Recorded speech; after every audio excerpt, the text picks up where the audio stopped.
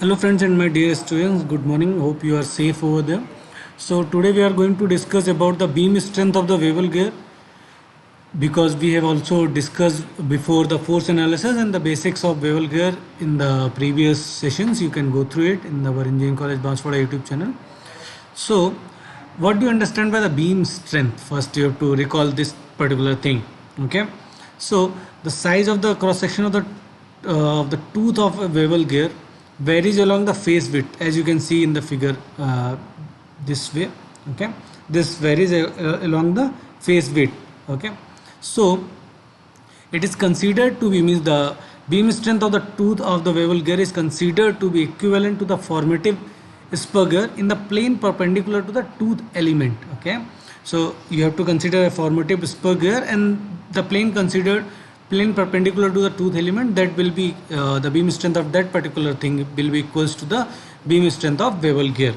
Now consider an element at distance ax from the apex O and having a width dx. Okay, so applying the Lewis equation which we have studied well before during the designing of the spur gear. Okay, so according to the Lewis equation, to a formative spur gear at a distance x from the apex, that will be equals to mx bx. M means module at x, bx is phase width, sigma b is your bending strength, and y is your Lewis form factor. Okay, this is already depicted over here. At a distance x, you have taken a dx element, as you can see in the picture, of phase width b. This is a naught, which is your cone distance. Okay, so for that what you have to calculate is, according to the figure, you can calculate this particular relationship between rx by r is equals to x by a naught. Okay, so in this way r at a distance x will be equals to xr by a naught. At a elemental section, you can also calculate the value of module, which will be equals to 2rx by z. Okay, or at a large end of the tooth, at a large end of the tooth means at the edge.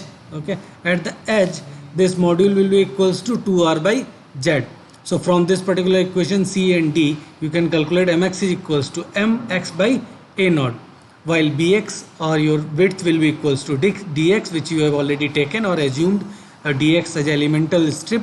Okay, now substituting these all values in this particular Lewis equation or Lewis formula for this Weyl gear formative spur gear, you can get this value as m sigma v yx into dx by a naught.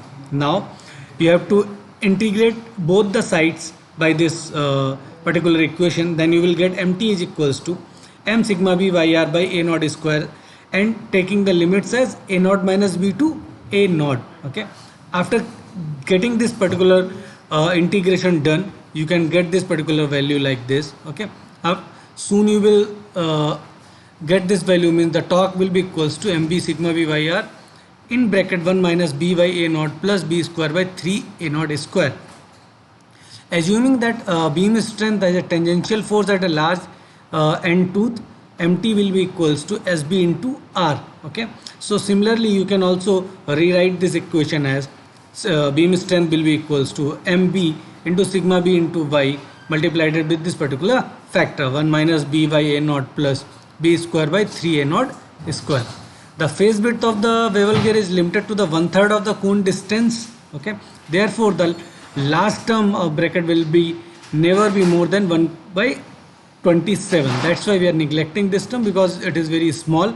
So our rewritten formula for the beam strength will be mb sigma b by y, which is already there in your spur gear, multiplied with 1 minus b by a naught. So we call 1 minus b by a naught as a Weyl factor. So if you will multiply this Weyl factor with this beam strength formula of the spur gear, then you will get the value of beam strength for the Weyl gear, where SB is your beam strength of the tooth, M is the module at the large end of the tooth, B is the phase width, and sigma B is permissible bending strength, which is SUT by 3, ultimate tensile strength.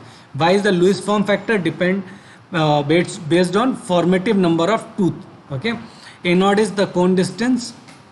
Okay, if you will derive that beam strength indicates the maximum value of the tangential force at a large end of the tooth that tooth can transmit without bending failure. Okay, so this is all about the definition of the beam strength, you can see. Okay, and beam strength should always be more than the effective force between the meshing teeth at a large end of the tooth. Okay, so in this way you can also derive. The face width of the bevel gear is generally taken as 10 mm. This is a trick you can consider in your notes, that face width of the bevel gear should always be 10 mm or a naught by 3. A naught is your cone distance, okay, whichever is smaller, either 10 mm or a naught by 3, whichever is smaller you can take it as a beam face width for bevel gears. So note this thing in your mind, and thank you so much for your patience listening. We will come up with the next topic of wear strength of the bevel gear in upcoming sessions of this design of machine element 2 of 6th semester of mechanical engineering curriculum of Rajasthan Technical University.